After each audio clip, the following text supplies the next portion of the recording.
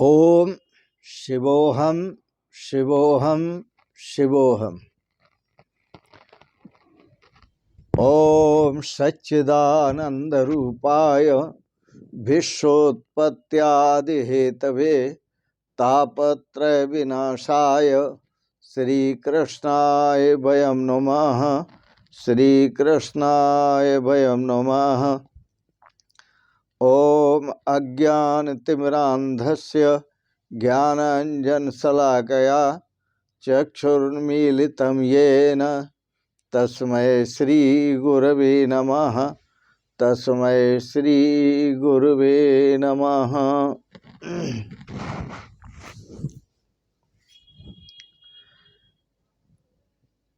पूर्व प्रसंग में आप श्रवण कर रहे थे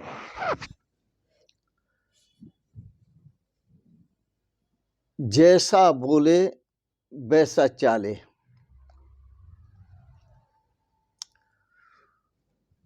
श्रीमद् भागवत के श्रवण का अधिकारी हो। यह अधिकार लीला का वर्णन प्रथम स्कंद में है। आज के प्रसंग में आप श्रवण करेंगे यह प्रसादी श्रीमद् भागवत स्वरूप प्रसादी प्रमादियों के लिए नहीं है। जैसे व्यक्ति को अजीर्ण होता है और उसे सुंदर भोजन खिलाओ तो वह बीमार हो सकता है। दोष दृष्टि रखने वाले प्रमादी व्यक्तियों को श्रीमद् भागवत सुनाओ तो वह विकारी हो सकता है, मन में विकार लाएगा। एक संत के पास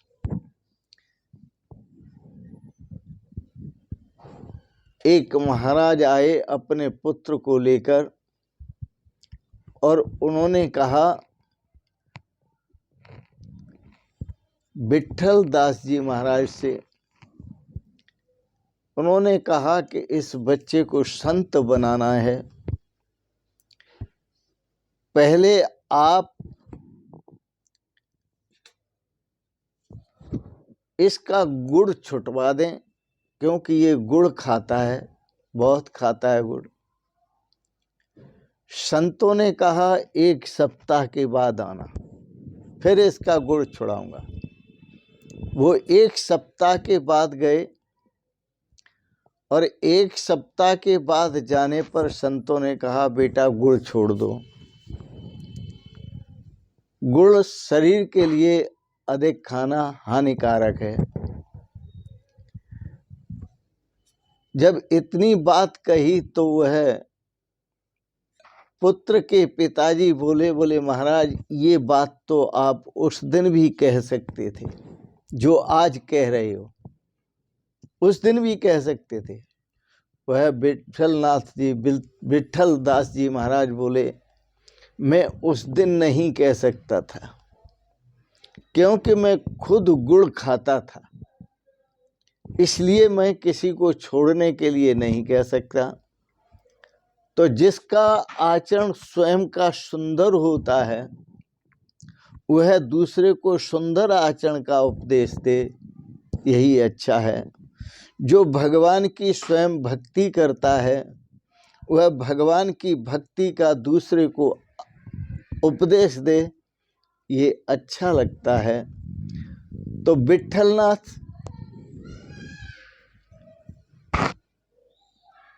विट्ठल दास जी महाराज कहने लगे, हे विट्ठलनाथ, इस बच्चे पर कृपा करो, इसका गुड़ छूट जाए और इसकी वृत्तियां ठीक रहें और ये अपने श्रेय को प्राप्त हो।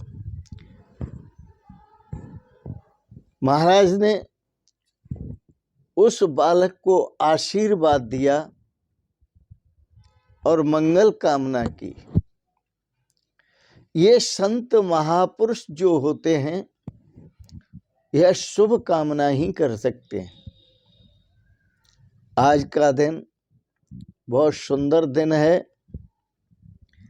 आज महाराज श्री का जन्मदिन है।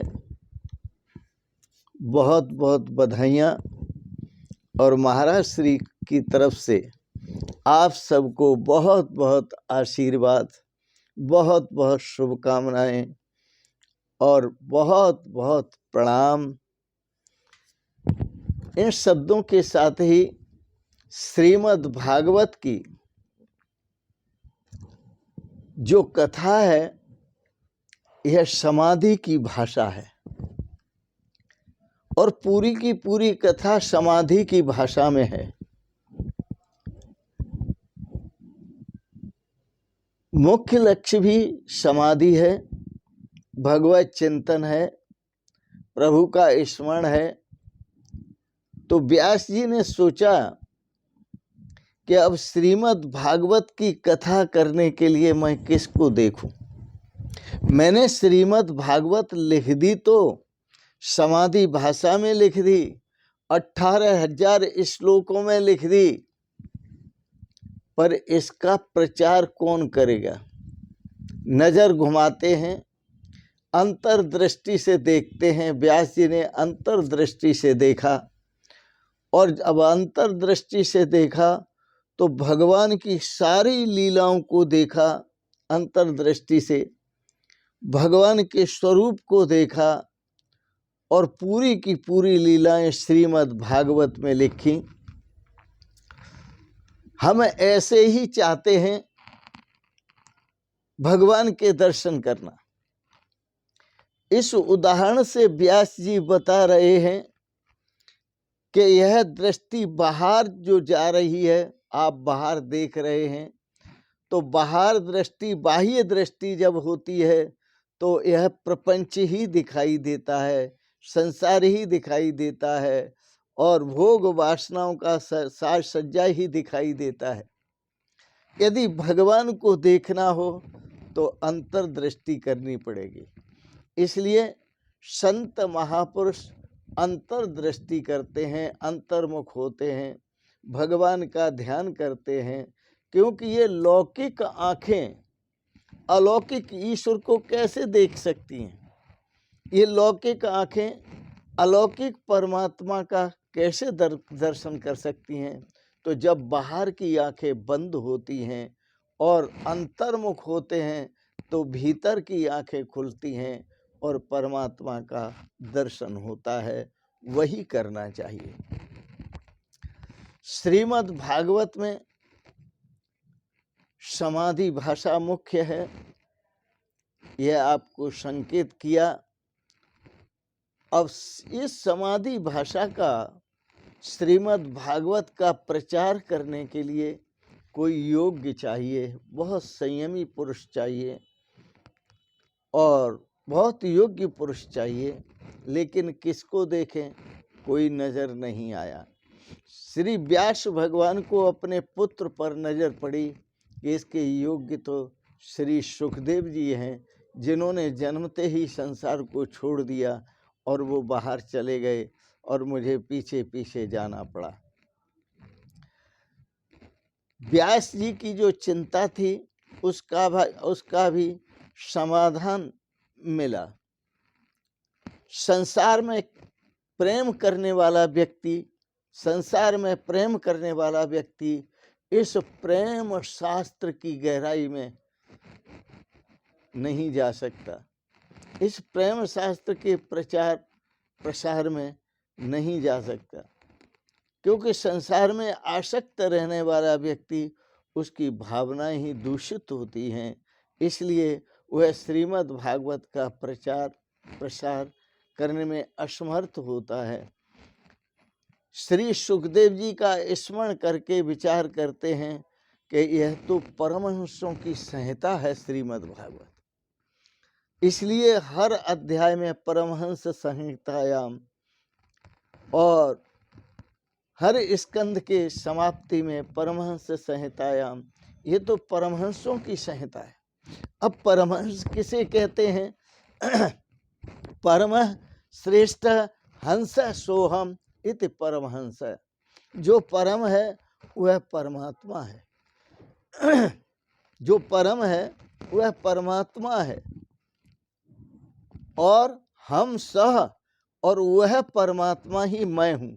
स हम, वह परमात्मा ही मैं हूं।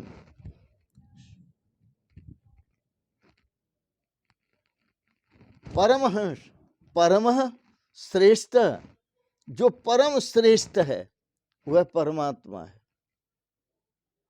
हम सह, और वह परमात्मा मैं हूं। सो हम, वह परमात्मा मैं हूं। मैं ही वह परमात्मा हूं, वह परमात्मा ही मैं हूं। सुखदेव जी की ऐसी अनुभूति है। जब सुखदेव जी की ऐसी अनुभूति है तो व्यास भगवान ने सुखदेव जी को सुना कि जो जन्मते ही घर परिवार छोड़ करके और वन को चले गए थे। यह परमहंसों की संहिता है। इसमें श्री प्रहलाद जैसे परमहंस, भरत जैसे परमहंस, ऋषभदेव भगवान जैसे परमहंस, जो निर्विकारी हैं, उन निर्विकारी महापुरुषों के लिए श्रीमद् भागवत है। ये वही निर्विकारी इसका प्रचार प्रसार कर सकते हैं, और दूसरा कौन कर सकता है।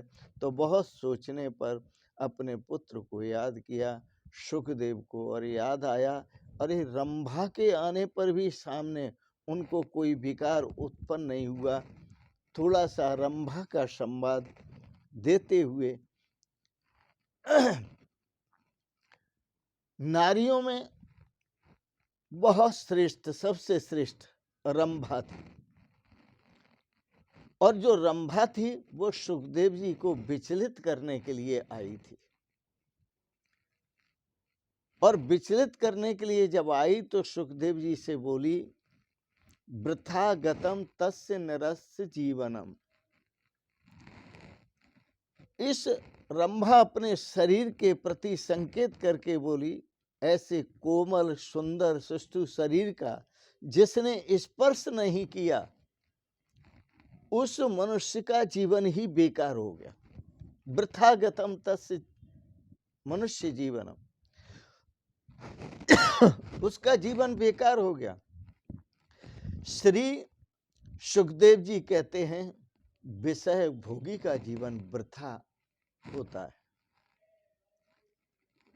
जो विषय भोगी का जीवन वृथा होता है, सुनो देवी, जो भगवान का भक्त है उसका कभी जीवन वृथा नहीं होता, क्योंकि वह भगवान का चिंतन करता है, वह प्रभु का स्मरण करता है और प्रभु का ही आनंद लेता है। श्री सुखदेव जी कहने लगे, देवी मैं आपको बताता हूं कि जो वृथा जीवन चला गया वो किसका चला गया। श्रीमद् भागवत में, नारायण पंकजलोचन प्रभु केयूरहारम परिशोभमान, भक्त्यायुतो येन सुपूजितो नये, वृथा गतम तस्य नरस्य जीवनम। हे देवी, भगवान से अधिक सुंदर और कोई भी नहीं है। नील कमल जैसे जिनके नेत्र हैं, आकर्षण अंगों पर केयूर हार आदि अलंकार हैं जो शोभायमान हो रहे हैं, ऐसे सर्वा अंतर्यामी जो नारायण हैं, मेरे प्रभु हैं, उन प्रभु के चरण कमलों में जिसकी भक्ति नहीं है, उस प्रभु के चरण कमलों का जिसने चिंतन नहीं किया और भक्ति पूर्वक चिंतन नहीं किया, प्रेम पूर्वक चिंतन नहीं किया, वह आवागमन के चक्कर में पड़ता है।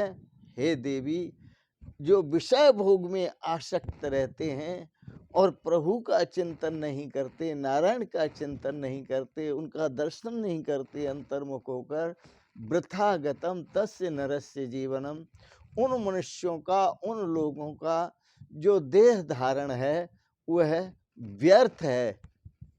ऐसे लोगों का जो जीवन है वो वृथा है। श्री सुखदेव जी भगवान के स्वरूप का स्मरण कराते हैं,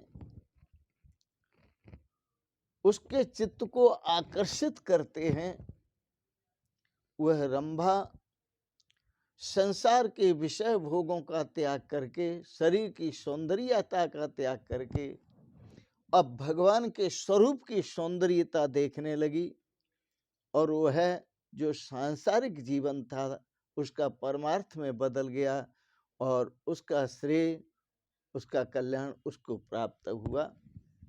अर्थात परम भक्त भगवान की बनी रंभा भी, तो प्रभाव उसका पड़ता है, जैसा बोले वैसा चाले। जैसा बोले वैसा चाले। संयम की बात करने वाले को संयम में उस वाले का संयम में चरित्र होना चाहिए। सच बोलने वाले का सच्चाई में चरित्र होना चाहिए। और जो जैसा बोले वैसा चाले, संसार में उसी का कल्याण होता है और उसी को जीवन में आनंद मिलता है। अन्य भी श्री सुखदेव जी ने कहा, देवी जिनके वस्त स्थल पर, वक्ष स्थल पर श्री लक्ष्मी जी शोभायमान होती हैं, जिनकी ध्वजा में गरुड़ जी विराजते हैं, सुदर्शन चक्र है जिनके हाथ में, ऐसे परमात्मा मुकुंद भगवान, जिसने ऐसे परमात्मा के मुकुंद भगवान के जिसने चरणार बिंदों का चिंतन नहीं किया, उन मनुष्यों का जीवन बेकार चला गया।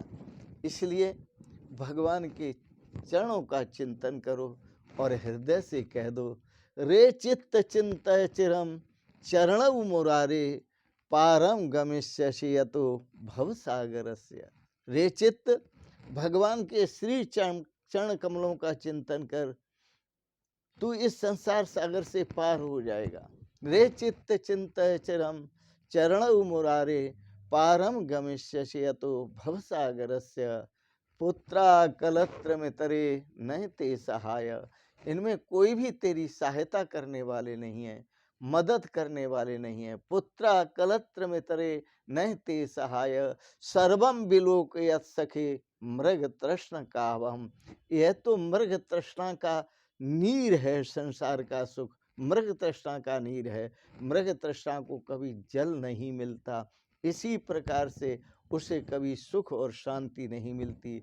सुख और शांति उसी को मिलती है जो भगवान के चरणार बिंदों का ध्यान करता है, उन्हीं का चिंतन करता है, उन्हीं का भजन करता, भगवान का ही भजन करता है, भगवान का ही चिंतन करता है, भगवान के ही पूरी तरह समर्पित हो जाता है और समर्पण के साथ भगवान के स्वरूप का चिंतन करता है, अंतर्मुख होकर चिंतन करता है। और अंतर्मुख के चिंतन करने पर ही उसे अपने श्रेय की प्राप्ति होती है, कल्याण की प्राप्ति होती है, उसे परम आनंद की प्राप्ति होती है, शाश्वत सुख और शांति की प्राप्ति होती है। इन शब्दों के साथ ही आप सबके प्रति मंगलमयी शुभ कामनाएं करते हुए अंग्रेजी वर्ष का आज नया वर्ष प्रारंभ हुआ है और आज 1 तारीख है, तो इस अंग्रेजी वर्ष की भी मैं आपको बहुत बहुत शुभकामनाएं देता हूं नए वर्ष की, कि आप सब परिवार सदा स्वस्थ और सुखी रहें, आपका मन भगवान के श्री चरणार बिंदों में लगा रहे और बार बार आप वृंदावन आएँ, बिहारी जी के दर्शन करें और अपने श्रेय और सौभाग्य को प्राप्त करें। महाराज श्री की तरफ से ही आज बहुत बहुत आपको आशीर्वाद, बहुत बहुत प्रणाम। सतगुरुदेव भगवान की आप पर कृपा बनी रहे और आप सब परिवार सदा स्वस्थ और सुखी रहें। आप इष्ट मित्रों के साथ सब परिवार सदा स्वस्थ और सुखी रहें। इन शब्दों के साथ ही बहुत ढेर सारी शुभकामनाओं के साथ आपको बहुत बहुत शुभकामनाएं, बहुत बहुत आशीर्वाद और बहुत बहुत प्रणाम। गया बीते हुए वर्ष का भी आपको बहुत बहुत प्रणाम, नए वर्ष का भी आपको बहुत बहुत प्रणाम और महाराज श्री के जन्मदिन का भी आपको बहुत बहुत प्रणाम। शिवोहम शिवोहम शिवोहम।